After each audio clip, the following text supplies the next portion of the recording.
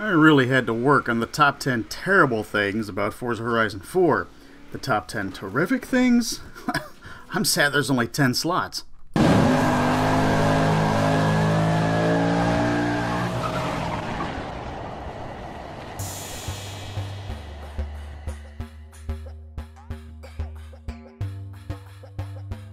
I am Skywarp72 with Cruisers Gaming, and today I'm bringing you the top 10 terrific things about Forza Horizon 4, which means, and I've been doing this whole YouTube thing on the Forza Motorsport and Horizon series for 2 years now, and I am honored to have close to 4,000 of you along for the ride, as I bring you Forza content every week along with my real-life racing, car shows, and more. Not subscribed so you can be an honorary cruiser? What?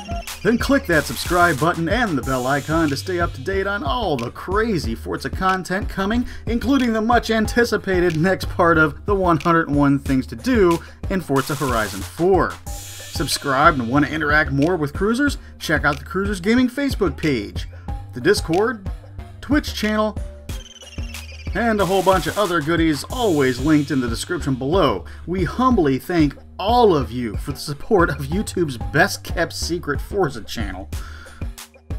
Seriously, they don't put my videos on YouTube anywhere, do they? The Rock Creator and other goodies are due out on October 25th, and the rumor is the first expansion drops on December 18th. Even before that upcoming goodness though, this is the top 10 terrific things in FH4. Drag Queen.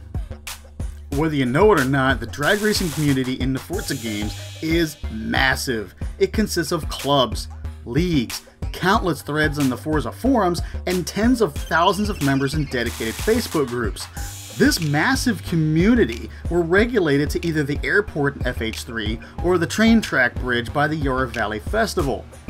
Forza really stepped up their game for the drag races in FM7 and then knocked it out of the park for FH4 with drags as a racing discipline with multiple strips to race down, even one on the ice on the frozen Derwent Waters Lake. Playground really paid attention to everyone on the map doing the drags in FH3 and did something about it, giving the drag community a rightful place in gameplay. I'm not even a drag racer and I'm happy to see it for these guys. Laying tiles. There are tons to do in FH4, so much in fact that if this was an ambitious release from a smaller studios, finding anything in the menus wouldn't probably be as organized as it is now with the tile system. I think we have all played games, racing or not, where the mass amount of playable content was often hidden with drop down and pause menus, and Playground making everything pretty damn accessible. Is it a selling point for the game? Probably not, but sometimes you just gotta take a moment and smell the roses of a well-organized game the size of FH4. Minimal interference. Something I have always thought that Playground gets right with every Horizon iteration is the fact that it just lets you get in a car and drive from the get-go. The Need for Speed series should really take notice here, as their last two outings were littered with cringy cutscenes and necessary missions. Horizon leaves it up to you how to progress in the game, whether it's racing or just enjoying the rolling United Kingdom landscape. Less is more when it comes to storyline. Well, that's what gamers think. Myself, I'm a sucker for a good story. What's that lead to? Number 7. Tell me a story. A unique touch FH4 has is that there are a few storylines you can play through, though only if you choose. The best racing game I ever played with a storyline was Pro Race Driver for the PlayStation 2. That had a very well thought out storyline, with some sim-based racing with great variations in the styles of racing. It was as good as a racing game got in 2002. While the 10-part storylines in FH4 do leave a lot to be desired, I gotta admit I really enjoy the La Racer storyline, harking back to great racing games spanning 30 years or so, evoking great memories for all those who played them. I have never heard of a racing game openly paying homage to great games that came before it. for Playground's first attempt at them, I think the storylines are pretty okay. Seasons change everything. The dynamic season change is another first for the Horizon series, though with as superbly well done as it is, you wouldn't guess it's Playground's first crack at something like that.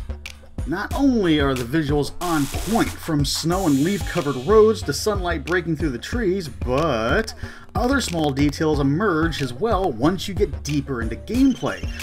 Did anyone else notice as winter went by the temperature got colder? The DJs on the radio stations talk about all the weather changes? The devil is in the details, and when FH5 rolls around, I wouldn't imagine this is a system they will have to tweak on much. The one season a week ensures experiencing all of them within a month's time. It's brilliant. Community engagement. All too often, with racing games particularly, it's built up and then released, and then not a peep out of the developer other than to take your money for DLC. Playground served up the monthly Forzathons back in FH3, and players ate up the whole plate and asked for seconds. That's why I ate their food. So they put the plate of donuts out here to test your guilt.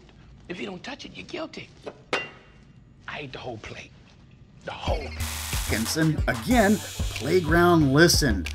Now, with not only daily and weekly challenges, but with rolling special events and championships. More content than the average casual could handle. While other games drop and developers sit high up on a perch and toss DLC nuggets down like it's a king throwing food to peasants, Playground is right down there with us, giving us more on our plates than what we could ever handle, changing it up mostly every season in this game. Why, yes, I'll have thirds, thank you. 72. It's a good number. Horizon Life is the online game mode for FH4, and these lobbies can now hold 72 individual players with multiple convoys driving around doing different things at one time. The terrific thing about this is meeting other players and seeing their rides just like you would other car guys in the real world. Make a connection with another player, he can just join your convoy. Now you can race together. Don't like another player? Well, he won't be able to bother you, as anyone else not in your convoy is just simply ghosted out. It's a brilliant system that allows you to connect and meet other players, furthering the community, which was already pretty solid in Horizon's corner of the video game world. Yes, competition events are still limited to 12 players, and the system could use a few tweaks, though for the first iteration in a racing game, it's quite the feat. Forzathon Live! The offshoot to 72-player lobbies is having plenty of help when a Forzathon Live event pops up. Forzathon Live events happen every hour you're in Horizon Life. Everybody on the map in your lobby can be doing different things, but when a Forzathon pops up, they drop what they're doing, and all those in the lobby who wish to participate will join up and help knock out 3 objectives that can only be done through everybody working together. And yeah, I know, the whole work together thing sounds like something out of Sesame Street, but oh man, these events are just a blast. Fast-paced, crunch to work together to meet a goal in an allotted time frame. Win the event and get points to spend in the Forzathon tab in the menu, or we're calling it the Forzathon store, where you can get everything from Forza Edition cars to, shoes for your character. Car selection. The only entry on this list that comes from the other top 10 videos I have done on the Forza franchise is car selection. 450 cars available at launch, not counting DLC or Forzathon reward cars. The amount of cars has never been better in a Horizon game, and neither has the car customization. Many cry and whine that Toyota is gone, but Toyota is gone from every game now. Turn 10 and Playground had no control over that. Yes, there are some manufacturers missing. However, licensing truly is a tricky business. And from the dorky Peel 50 that all of our UK friends got tickled about, to the beautiful McLaren Senna cover car, stop complaining that there are manufacturers missing, as you might miss out on 90% of the remaining car manufacturers, which is a lot, and finding a new favorite car. By the way, the McLaren Senna being a good-looking car is apparently a matter of split opinions. Personally, I think it's a gorgeous automobile, and while many of my fellow cruisers think it's ugly, to the comments! Sound off and tell me if it's a good looking car or not in the comments section below. I really want to hear you guys' opinions on this one.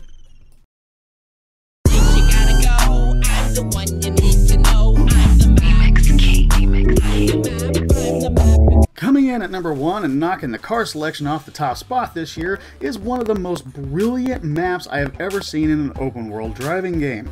Playground Games claimed in a Seasons Change Everything live feed that this new map wasn't actually much bigger than the map in FH3.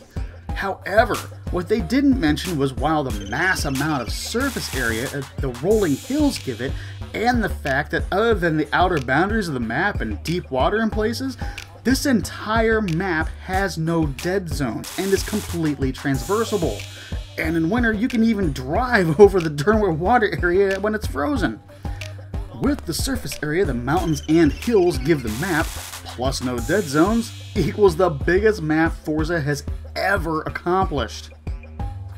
Most of you have been all over this map, and I think you'll agree that even though it's not based in Japan like a crap ton of gamers wanted, it's by far the coolest thing Playground has ever done.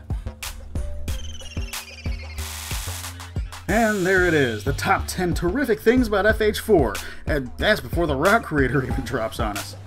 Do you agree? Do you disagree? Make sure you comment below and let me know if you think I'm right or wrong. Perhaps this list sounds like I'm pandering a bit too much? Well, make sure to check out the matching top 10 terrible things about FH4 as well. The link to it and all the goodies like the Cruiser's Facebook and Discord will be in the link down below, along with the link to Forza Horizon 4 car wishlist thread on the Forza forums where you can help me vote in an 88 or 89 Chevrolet Beretta GTU. Doing so could earn you a subscriber shout out in the future.